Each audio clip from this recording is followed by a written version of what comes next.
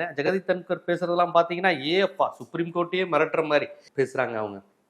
இந்த supreme court தானே ஆளுநரை கூட்டுச்சு, ஆளுநருக்கு 10 மசோதா நிறைவேற்றலைன்னா நாங்களே நிறைவேற்றோம் 142 சட்டப்பிரிவை பயன்படுத்துச்சு. இப்போ அவங்க இப்போ உச்சநீதிமன்றத்தையே அவங்க விமர்சிக்கிறாங்க. அந்த சட்டப்பிரிவையே என்னது அணு ஏவுகணைன்னு ஏதோ ஒரு வார்த்தையை பயன்படுத்தியிருக்காரு. இதெல்லாம் ஒரு அணு ஏவுகணை மாதிரி. ஏங்க அவ்வளவு பயமாங்க இருக்கு? ஒரு உச்ச நீதிமன்றம் மக்களால் தேர்ந்தெடுக்கப்பட்ட அரசுக்கு கட்டுப்படு, மக்களால் தேர்ந்தெடுக்கப்பட்ட அரசு அனுப்புனா அந்த ஃபைலை கையெழுத்து போடு, இது ஒரு தப்பா? இத சொன்னா இவங்களுக்கெல்லாம் என்னவா இருக்குன்னா, அந்த சுப்ரீம் கோர்ட்டை பார்க்கும்போது அணு ஏவுகணையா இருக்கான் அந்த 142 பிரிவு. பாபர் மசூதி வழக்கு வரும்போதெல்லாம் அந்த 142 பிரிவு அணு ஏவுகணையா இல்ல. இவங்களுக்கு சாதகமான தீர்ப்புகள் எழுதும் போதெல்லாம் தெரியல.